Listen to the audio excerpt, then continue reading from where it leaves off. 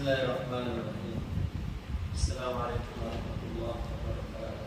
Waalaikumsalam warahmatullahi wabarakatuh. Alhamdulillah, salatu wassalamu ala Rasulillah wa ala alihi wa ashabihi wa mawala. Amma ba'd. Qala radhiyallahu anhu wa nafa'ana bihi wa bi ulumihi fid dharain amin ya rabbal alamin. الفصل الثالث في غيوب الأعيان. اعلم أن غيوب أعيان الماهية وهويتها لا تعلم، وإنما يعلم منها ما ظهر في نور الوجود من آثار خصوصيتها. والمدرك هو الشكل والصورة والهيئة والمثال، وحقيقة النور الوجود المشكل في كل شكل والمتصور في كل صورة والمتمثل في كل مثال وهيئته لا تعلم وتدرك من حيث تشكلها، فالعلم بها من حيث هي جهل بها، لأنها بحقيقتها تقتضي أن تجهل ولا تعلم، إذ لو علمت لانضبطت وكانت محاطا بها وتعينت، وهي من حيث هي غيب أبدا لا تعلم بتعين. Pasal yang ketiga ini tentang a'yan yang gaib. A'yan adalah hakikatul wujud, hakikatul ain, a'yan tsabitah, lauhul mahfuz.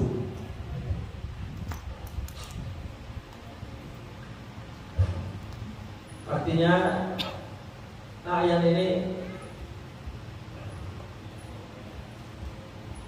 dengan kata lain yang sering saya buat ungkapan,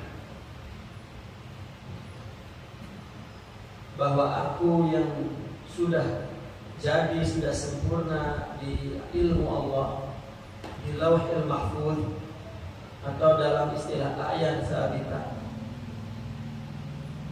ya, masing-masing diri kita, aku yang di sana itu, yang sebenarnya itu bukan aku, itu adalah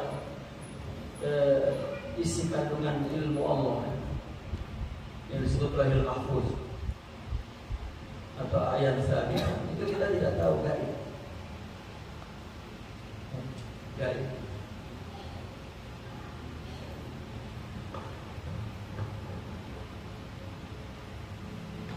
Maka ketahuilah bahwasanya a'yan mahiyat dan huwiyahnya, ya, itu gaib yang tidak diketahui. Ghuyub a'yan al-mahiyah. Mahiyah itu esensinya, huwiyah itu identitasnya.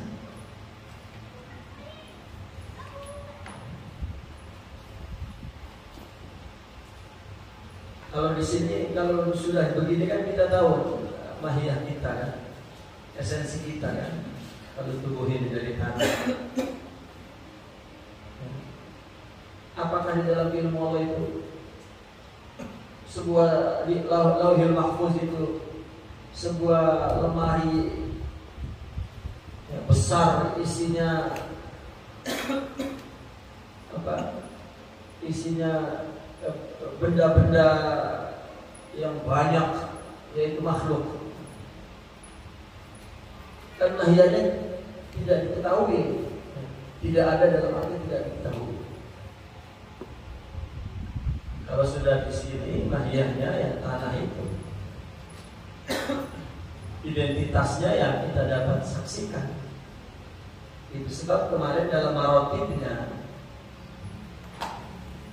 alam jasmani yang tanah itu terakhir ketika sudah wujud di situ. Nah maka mahiyah a'yan, huwiyah a'yan itu ghaib, la ta'lam. yang diketahuinya daripada a'yan mahiyahnya, huyahnya, mazhar yang zuhur binuril wujud, ketika semua itu dijelmakan dengan sifat wujud.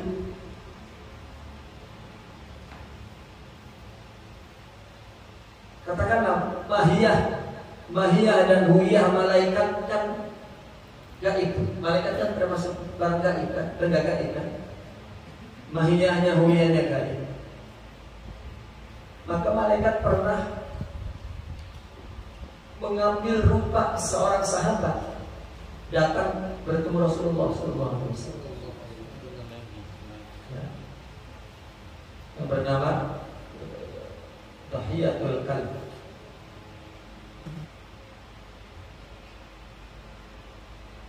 Artinya malaikat punya kemampuan untuk mengambil benda di dunia ini menjadi rupanya. Punya, katanya menurut keterangan ulama, kemampuan malaikat untuk mengambil benda sebagai raga dia, katakan raga dalam bahasa kita, itu tidak terbatas. Tidak terbatas. Apapun dia boleh jadikan raganya. Lain dengan jin. Jin sangat-sangat terbatas. Keterbatasan jin katanya hanya sampai kepada 6 benda, seperti kucing hitam, anjing, ular, ya. Seperti iblis dulu masuk ke surga menggoda Adam berupa jadi ular. Tapi kalau malaikat tiada batas. Nah, rupanya kita ini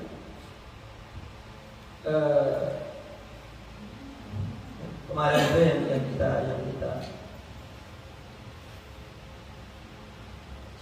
yang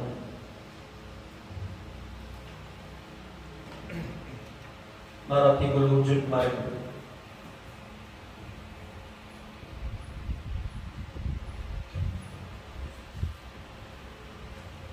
Pertama ahadiyatul dzat, kemudian kembali kepada alam ma'ani. Ini adalah a'yan. Kemudian alam apa? Lupa saya.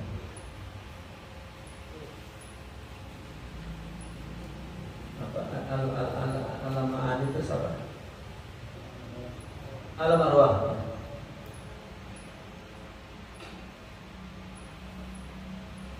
Alamul arwah. Ini ruh yang manfu istilahnya.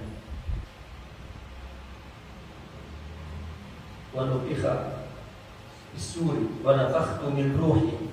Ruh-ruh yang nanti isinya adalah sabar, ridha, syukur, ruh itu. Baru kemudian alam nafsiyah, ya. Ini baru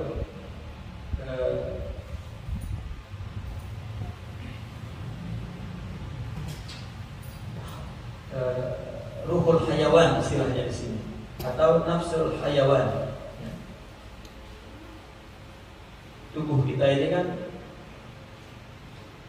dari hewan, dari tanah ini, itu sudah punya kehidupan, punya ruh dia. Jadi ada ruh mankuh, ada ruh hayawan.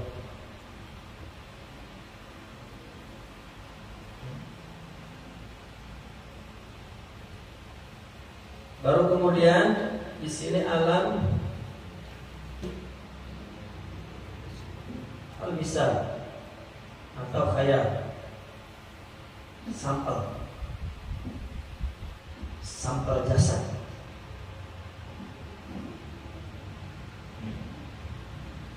Sampelnya ini kayak pola gitu ya, kayak pola misal, alam misal.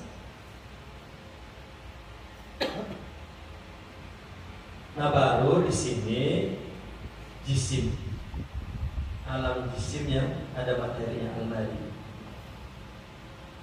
Ini baru dari tanah ini, dari turab.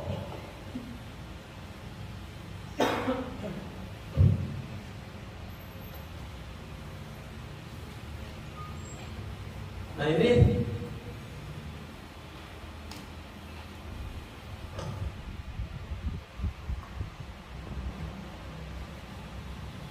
ayan inilah tidak diketahuinya kalau sudah muncul zuhur ya, di dalam nur wujud, cahaya wujud ini. Jadi gimana ya?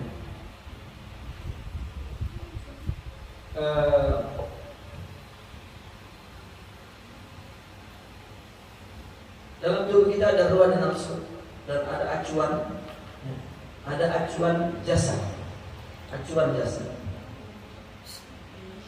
itu belum kelihatan. Ya, roh nggak kelihatan, nafsu nggak kelihatan, acuan juga tidak kelihatan. Kelihatannya apabila sifat wujud itu ya dijelmakan ini oleh sifat wujud gitu maksudnya. Ini kan diri kita ini kalau dipreteli kan sifat mendengar, sifat melihat, sifat bicara, sifat berpikir, ya, sifat berbuat, mengambil sesuatu, sifat berjalan. Ya. Ini kalau tidak ada sifat wujud nggak kelihatan, paham ya? Kalau nggak ada kata ada maka tidak ada. Untuk Allah ciptakan kata ada itu sehingga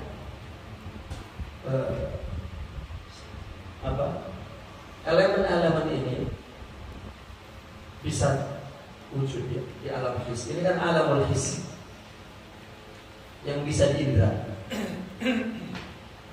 Nah, malaikat punya tubuh tapi dia tidak dijelmakan ke alam yang bisa kita indra. Itu maksudnya. Min asari khususiyatiha, dari asar khususnya ayan itu sudah terangkan kemarin. Asar khususnya itu, kenapa dia dikatakan asar khusus? Karena sifat mendengar, ya,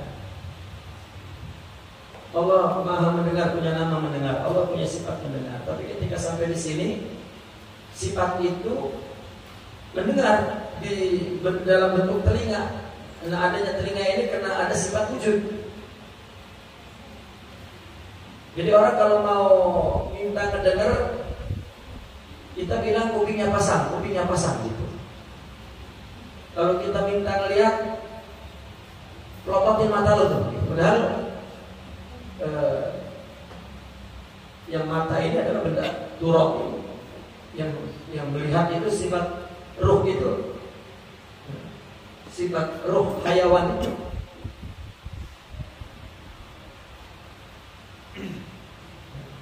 Seperti bicara misalnya, mulut tutup tuh, lem ya. Artinya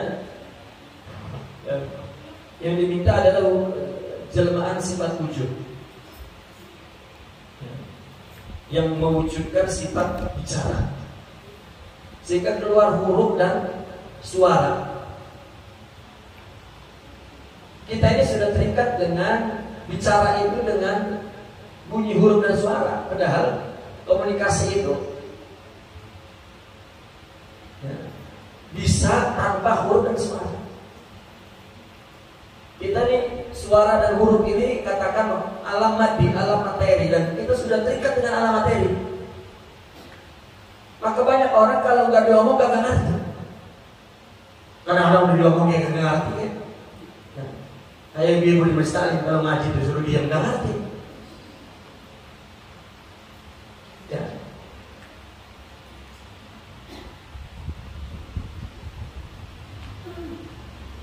Ada simbol lain, bukan huruf dan suara. Orang makin bersih hatinya, makin menangkap bahasa isyarat. Makin bersih hatinya, makin menangkap dialog tanpa suara dan bahasa. Coba kita di rumah, ya, sama bini ya, laki bini itu. Mungkin kalau kita hitung jumlah kosakata untuk dialog itu sedikit. Dan lu ngerti. Asal dekat lebaran merenung, udah paham itu. Ngerti udah. Iya. Nah, pasti merenung, mulutnya enggak apa-apa, Bang. Makin ngerti. Dia makin mengerti ada makna yang dipindahkan tanpa suara dan huruf. Nah, maka di dalam tasawuf itu pendidikannya adalah bilisyarat. Jangan nunggu untayan kata. Jika hati baik, hati bersih akan paham arahan-arahan kebaikan dalam hidup ini.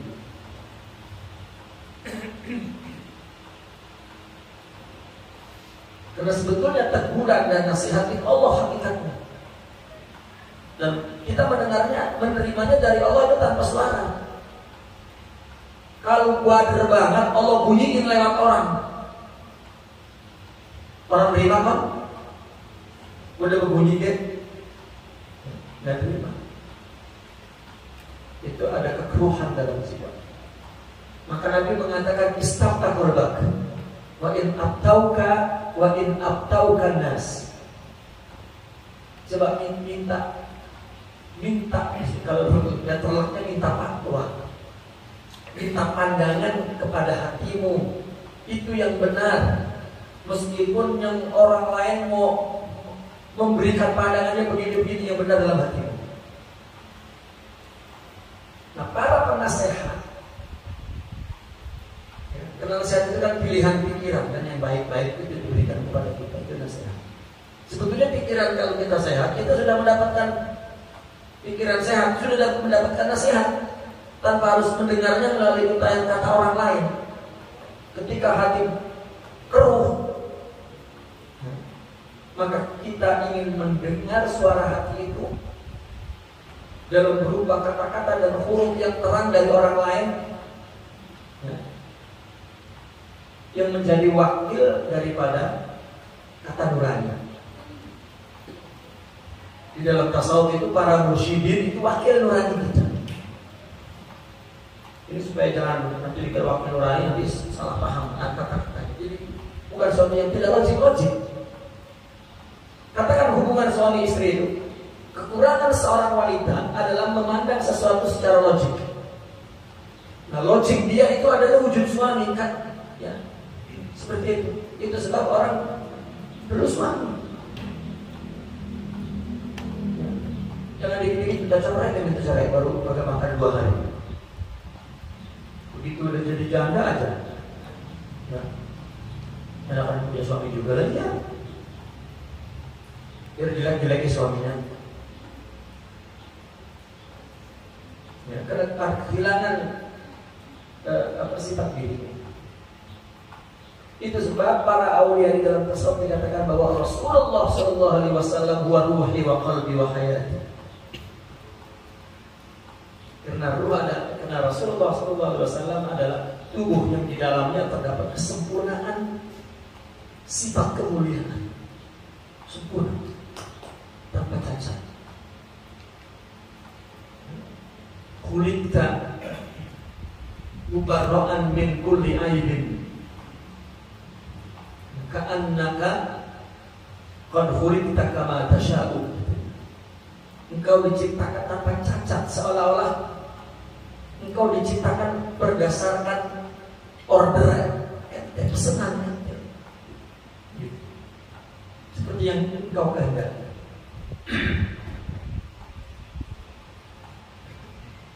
Artinya bahwa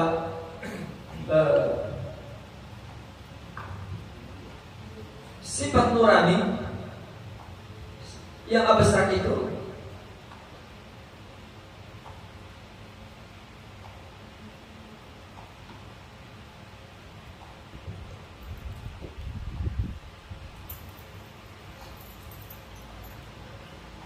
nafsu kita, ruh kita, acuan tubuh kita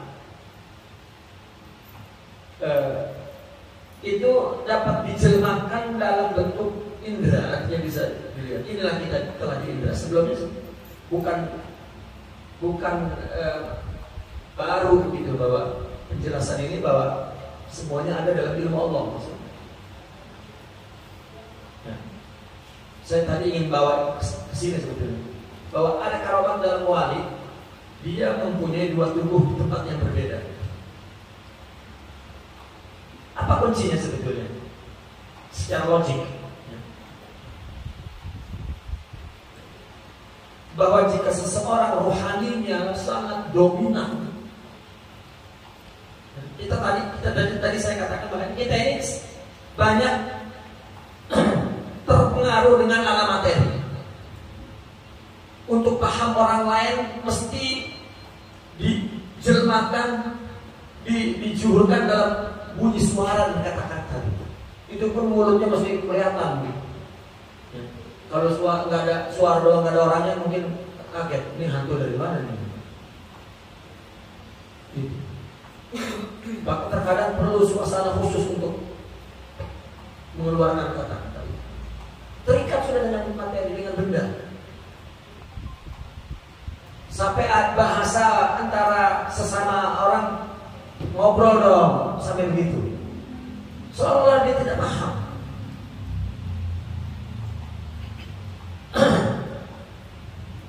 Padahal penjelasan Allah dari katakanlah ayat yang apa istilahnya, ada ayat tersurat, ada ayat tersirat, itu lebih banyak. Yang tersirat ini ringkas sekali Al-Quran, tapi yang tersurat, yang tersirat itu banyak sekali. Tapi tidak bisa membaca. Kejadian hari-hari kita itu adalah Al-Quran. Kalam Allah bidunil saut berhuruf. Nah, jika orang tidak terpengaruh dengan materi ini, dengan tanah ini, dengan benda ini, tetapi hidupnya dengan kebersihan rohaninya, dengan kesempurnaan rohaninya, banyak dia mengerti sebelum penjelasan. Ma ra'aitu syai'an illa ra'aitu Allah qabla ba'da. Indah. Aku tidaklah melihat sesuatu, aku sudah melihat Allah sebelumnya, sesudahnya, ketika itu. Dan jika rohani dominan dan jasad ini tunduk dan dapat mengendalikan, itu disebut wali. Wali kan yang mengendalikan. Ya. Nah, pada saat itu Allah memberikan sebuah karomah. Dia dapat membuat menggunakan materi ini, 2-3 wujud materi untuk menjadi raganya. Artinya orang yang diberikan oleh Allah itu bukan orang yang tidak bersih, orang yang bersih, yang setelah itu pun malah tidak mengakui. Ada pun wiridan yang dibaca supaya hilang misalnya, itu jin sulap mata istilahnya. Mereka para wali tidak pernah membaca, meminta itu tidak pernah. Dia baca wiridnya untuk menghilang atau untuk lebih dari satu raganya, tidak pernah dia minta. Itu satu, katakan, permintaan yang rendah. Kan dikatakan al-karamah indahum haidur rijal gitu. Karamat-karamat seperti itu adalah limbah tasawuf. Ya, karamat-karamat yang hissi itu adalah limbah tasawuf. Kalau bahasa Malaysianya kumbahan tasawuf. Kumbahan itu bekas cucian, air bekas cucian. Itu limbah. Jadi orang masuk tasawuf, masuk ke pabrik, dia malah ngambil limbahnya, bukan ngambil produknya. Tasawuf itu ada produknya, malah limbahnya. Dan banyak pemburu limbah itu banyak sekali. Saya tadi menerangkan supaya tidak isu, supaya tidak jadi isu ya. Wangi bisa jadi 4. Itu adalah sebuah karomah yang diberikan oleh hati yang bersih. Karena ruh itulah jika dominan yang melahirkan karomah yang tidak terikat dengan materi. Kitanya masih terikat, bagaimana mau khawarikul ada begitu kira-kira. Seperti orang yang diberikan oleh Allah tail zaman, tail makan, nah, merem sampai di Mekah. Ya, artinya tempat itu bisa dilintasi dengan cepat. Itu hanya orang yang tidak terikat dengan tempat. Dan kita diciptakan dari tempat. Artinya kita tidak terikat dengan sifat-sifat nafsu ini. Dan selebihnya juga tidak terikat dengan tempat dan bentuk-bentuk tempat yang lain. Wanita misalnya, sahabat bayar sama bini, ya, sama anak, sama rumah, mau pergi, nggak bisa ninggalin bantal, nggak bisa ninggalin tempat tidur, nggak bisa ninggalin kampung, nggak bisa. Terikat dengan benda materi.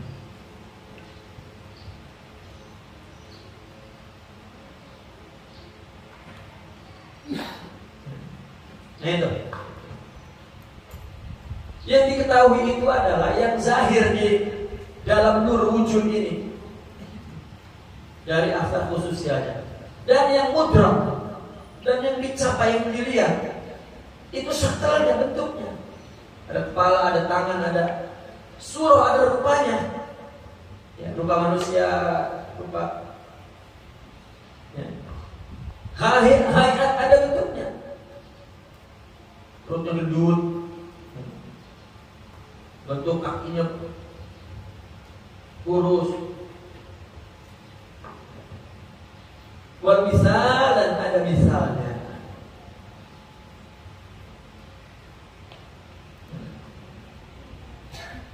Kita melihat sesuatu kayak itu ya, itu hidung kayak jambu mede ya, kan ada misalnya. Giginya udah kayak biji ketimun gitu. Yang bibir agak codot, jelek amat. Dan hakikat nur yang wujud dan berbentuk di setiap bentuk, yang berupa di setiap rupa, ya. Dan di setiap misal itu tidak diketahui hakikatnya. Bentuknya kuping, hidung, mulut, kepala. Padahal itu adalah sifat-sifat, melihat, bicara, sifat, dan sifat itu abstrak. Maka hakikatnya itu tidak diketahui. Yang diketahui min haitsu tashakkuluha, apabila dia sudah berbentuk.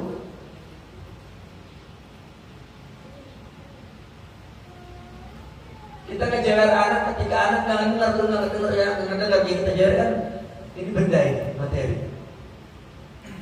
Biar katanya diteriakin, tong puasa, kalau memang roh mendengarnya nggak mendengar, nggak mendengar.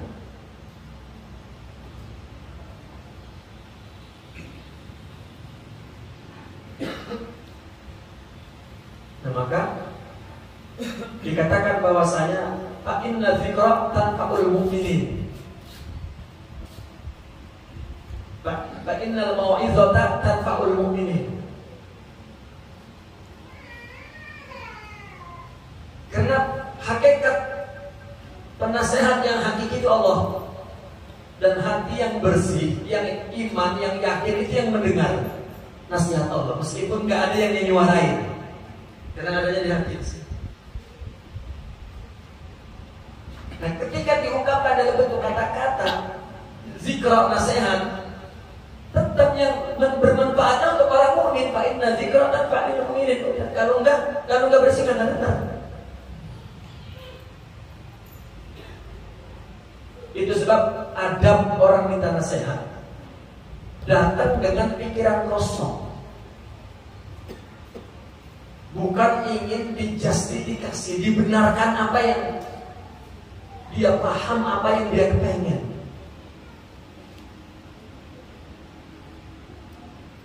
Dan adab kedua ketika dinasihati tidak boleh jawab, karena bukan dialog. Kalau enggak, bilang dari awal, saya mau debat dan dialog. Benar mana pendapat saya dengan pendapat Anda? Ketika minta nasihat, minta dipilihkan pikiran-pikiran jernih. Ini enggak jernih, enggak diterima kalau hatinya tidak jernih. Mesti, lah saya begini, kalau begitu. Didebat, itu qillatul adab. Dengar, ambil, makan, pulang. Mampu dilaksanakan, laksanakan. Tidak mampu, taruh di kotak. Satu kotak saat. Karena nasihat itu bagaimanapun pikiran terbaik.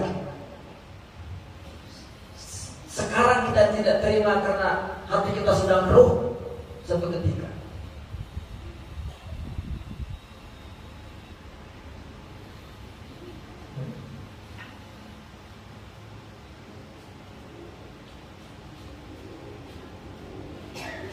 Al-Fakir minta nasihat kepada Syekh. Lalu beliau menasihati, menyalahi apa yang saya inginkan. Maka saya mau menjawab. Lalu beliau mengatakan, jangan dijawab. Kamu memintanya jika sidik, maka Allah yang akan beri nasihatmu.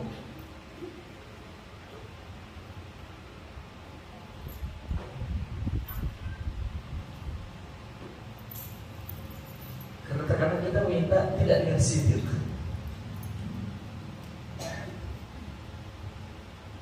Saya ingin menjelaskan contoh-contoh ini bahwa kita terpengaruh dengan hukum materi. Hukum materi. Kadang-kadang semua mahiyah, esensi diri kita ini yang nggak kelihatan sudah dimasukkan ke dalam acuan tanah ini, materi ini, dan terikat dengan hukum materi itu. Romanya kalau nggak makan nggak kuat, padahal sekarang kita nggak makan. Romanya pagi-pagi kalau nggak merokok asem kan, nggak merokok dari pagi. Udah merokok dari pagi mungkin. Belum. Ntar habis buka.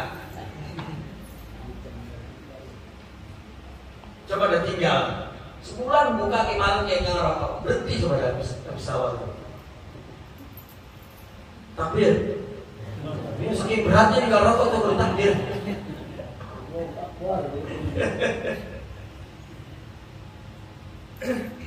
Bal ilmu biha, mengetahui a'yan itu. A'yan min haitsu hiya, dari segi hakikatnya dia jahlun biha, itu memang kagak diketahui. Ada wal idrak.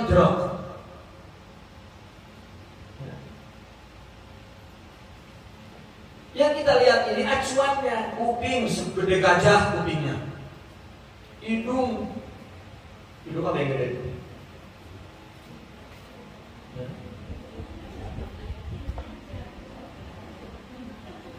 Semua gajah. Kaki segede gajah juga ya. Mata segede mata kebo. Itu acuan. Dan acuan ini adalah nafs. Dan dia memang punya kehidupan, tetapi sifat melihat ada dalam sifat ruh yang ditiupkan. Sifat mendengar, sifat bicara dan semuanya. Dan itu adalah sifat-sifat Allah. Sebetulnya kata ini pun ya bahan bungkusan yang menjadi acuan tubuh ini tanah. Ini pun jelmaan asalnya di sini. Wujud, kan wujud. Wujud itu sifat ini. Nah, sampai di sini kita pun gaib. Semua gaib. Sementara kita melihat ada ruh, ada jasad. Padahal kedua-duanya sama ada di sini. Dan di sini kita tidak tahu. Mengetahui ini dari segi hakikatnya jahlun lihat, tidak tahu. Artinya dari sini juga bisa kita simpulkan dan kita jelaskan bahwa kita di sini udah selesai tulis. Jadi umpama programnya udah selesai di sini dari A sampai Z. Aku yang sudah jadi di sini, aku nggak tahu, gaib. Jadi apa yang terjadi pada diri kita hari demi hari, itulah yang kita tidak tahu yang udah jadi. Biar nyesel bagaimana, dia tetap nungguin. Nah, maka orang sufi memberikan penjelasan bahwa kita hidup ini untuk menyaksikan kita yang udah jadi dan kagak tahu. Dan sebenarnya bukan kita, adalah sifat dan asma Allah. Man arafa nafsah faqad arafa rabbah. Untuk itu hidup. Apa tujuan hidup? Ma'rifatullah. Sudah. Wa ma khalaqtul jinna wal insa illa liya'budun ay illa liya'rifun. Wa ma arsalnaka min rasulin illa yuhi annahu la ilaha illa ana fa'budni. Tidak ada rasul yang aku utus pun melainkan dia aku kirim kepadanya ungkapan apa? Tauhid. Mengatakan kepada orang tidak ada Tuhan kecuali Allah, sembahlah Allah. Itu tujuan kita. Nah, ada pembahasan dalam ilmu kalam, dalam ilmu teologi tentang kasbi. Ini yang dibesar-besarkan karena itu adalah muatan logika. Padahal penjelasan yang hakiki bahwa kasbi itu adalah memanfaatkan sarana dalam bentuk acuan sifat. Ternyata tangan ini mengandung kekuatan. Sifat kekuatan bukan di tangan. Bentuk ini adalah acuan benda.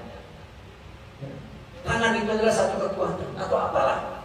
Fungsinya mengambil, memukul, ya, menahan, menulis, banyak. Yad. Maka jangan sekali-kali yad Allah diacuin dengan acuan jasmani. Jangan.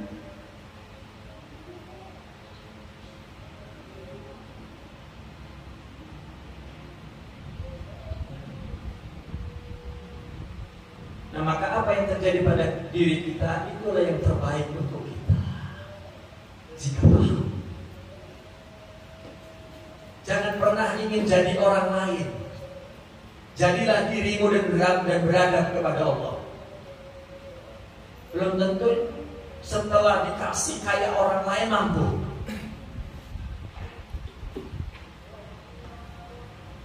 Makanya saya minta Umar nggak boleh ngelihat orang kelihatan nelongso begitu terus dia tolong. Itu Sayyidina Umar. Beliau sering pulang tanpa pakaian, artinya hanya pakaian di dalam saja karena sering membuka pakaiannya dan memberikan untuk orang lain. Dan banyak para aulia seperti itu. Tapi sampai ketika melihat orang miskin gak pakai sendal, robak rabek, udah loyo hitam, udah Sayyidina Umar membuka dan memandang dengan pandangan yang agak rumit. Maka sahabat mengingatkan, takut kagak melihat. Ya Amirul Mukminin, karena dia suka dengan orang susah ditolong. Ya sebagai raja.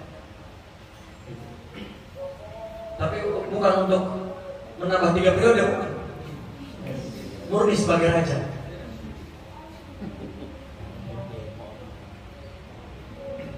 Jadi ketika diingatkan, itu ada orang yang susah miskin, orang yang tidak telanjang kaki.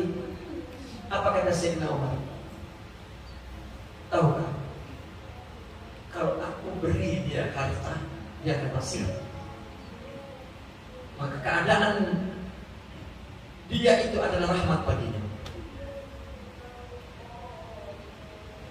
Dari mana nasihat itu dia dengar? Dari mata batin yang bersih. Itu sebab sulit hati kotor untuk menerima pikiran yang bersih itu. Dilihat pikiran yang bersih itu. Perlu hati yang bersih. Fa inna dzikra tanfa'ul mu'minin. Nasihat itu hanya berguna untuk hati yang bersih. Ini nanyanya sama setan. Ya udah pas ini emang. Ya, dia nyari setan terus. Nggak ketemu. Idza ta'arafa talaf wa idza tanakara talaf. Kalau sama dia suka nasihat. Kalau beda dia mengingkari. Itulah arwah junudul mujannadah. Nah, tasawuf menyuruh kita untuk membangun kerohanian dan menjadi raja. Makanya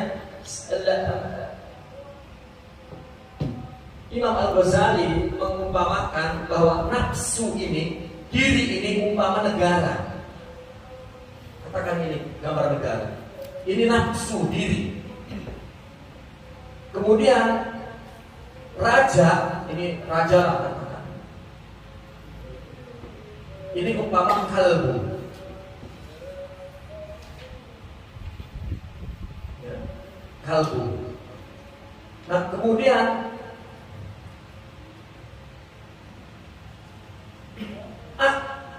akal ini umpama wazir, perdana menteri. Nah di dalam negara ini macam-macam, pencuri, pembohong, pendusta, perampok, penyamun, partai merah, partai kuning, partai hitam, partai hijau, partai banyak tuh. Itu nafsu semua.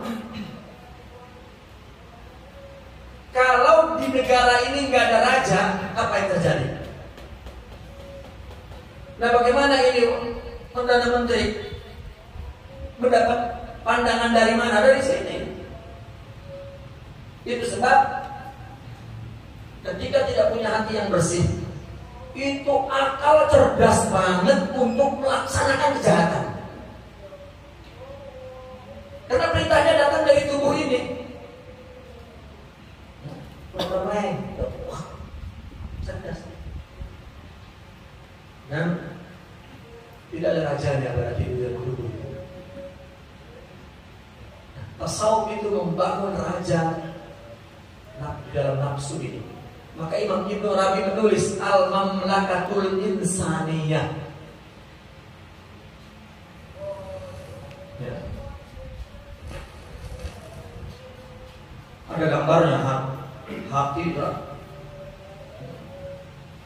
Ada sifat-sifat nafsu tertentu. Kerajaan manusia. Nah, kita ini perlu pimpinan, yaitu kalbu, ruh. Dan inilah mahallu nadharillah. Disitulah tempat Allah. Nah kalau ini oke, maka akalnya juga oke. Maka akal itu jadi bodoh untuk melakukan keburukan. Bodoh. Mengerti lah, takut lah. Coba aja begini. Tapi coba ngaji. Ya. Maka akalnya berfungsi.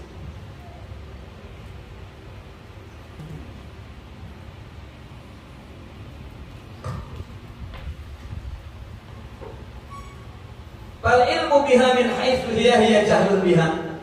Liannaha, kenapa? Karena dia ayat itu bihaqiqatiha. Hakikatnya taqtadi an tujhal wa la tulam.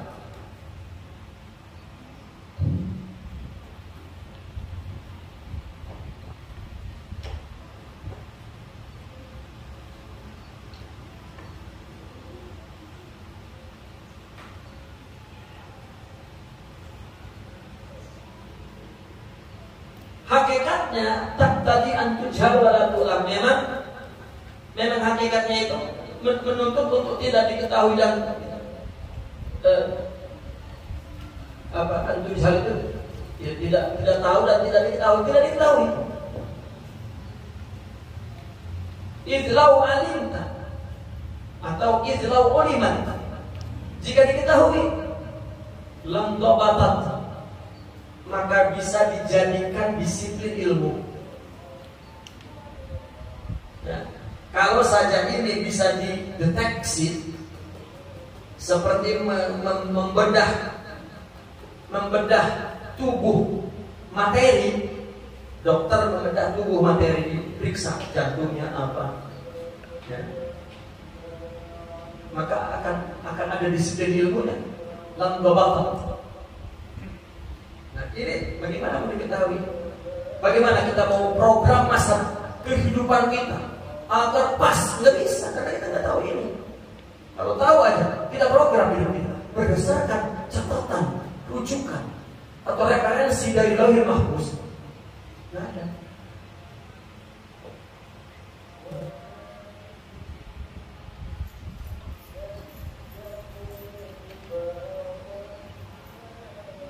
Baik. Wa kanat muhatan, dapat diliput. Wa ta'ayyanat, dan dapat dijelmakan bendanya. Dapat dipetakanlah. Wa hiya min haitsu hiya ghaibun abadan la tu'lam bi ta'ayyun. Dan a'yan itu adalah a'yan yang dari sisi hakikatnya dia adalah gaib selama-lamanya dan tidak diketahui. Meskipun sudah menjelma di kita, tetap sisanya gak diketahui. Kita kan udah ada nih. Kalau kita umur 60 tahun, saya misalnya umurnya 60 tahun, sekarang 55, ya, tetap aja yang 5 tahun udah saya ketahui. Ya Anda yang 5 tahun, ya. Sisanya kalau 2 tahun enak-enakan aja kan udah diketahui. Kita sering kaget orang yang sama umur kita wafat. Aduh,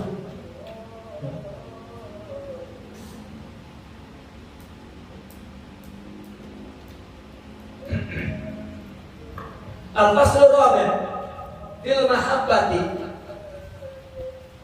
Coba, kenapa setelah menerangkan tentang wujud dan asal wujud kita, lalu bicara mahabbah? Ini ada satu misi dalam tasawuf yang ingin dijelaskan, bahwa penciptaan itu adalah jelmaan kasih. Bahasa kasarnya itu anak, jelmaan cinta kedua pasangan. Kalau nggak ada cinta, nggak merojol anak.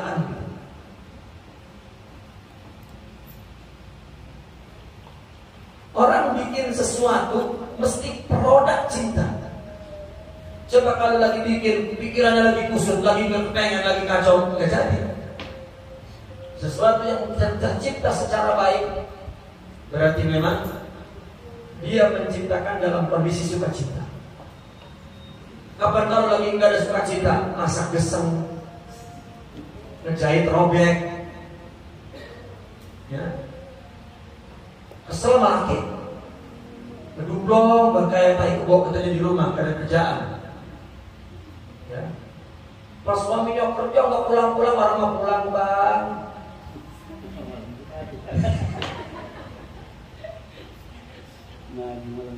Iya, malam Jumatan katanya ada baik. Lalu minggat, ntar habis itu minggat lagi. Ya, itu. Ya, minggat pakai ditunda.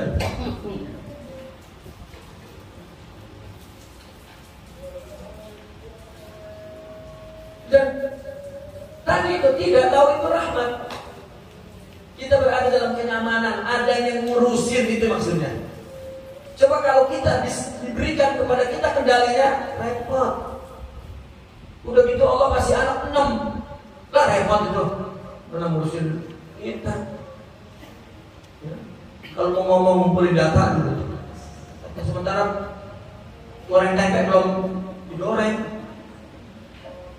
Laki udah pengen minta dilayani, pengen minum, pengen. Rupanya sudah ada wakil, ni'mal maula wa ni'mal wakil. Ya. Sudah ada pengendali dan wakil yang terbaik, Allah Subhanahu wa ta'ala. Udah reksek itu bedanya kita ini. Udah enak. Masih orang enak baik. Heran.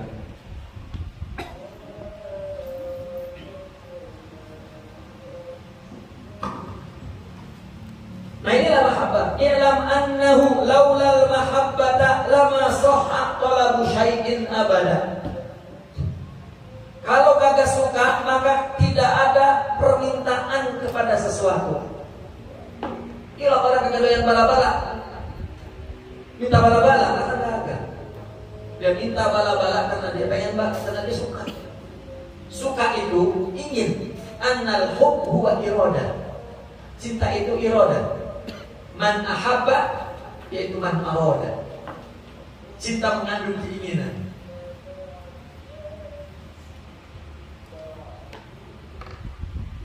Nah maka mahabbah dengan tolak sama. Ya.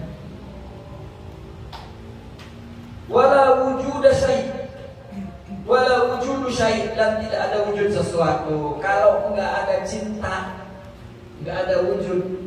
Coba kita ada rumah, ada isinya rumah macam-macam, ada mobil, ada motor, itu cinta itu.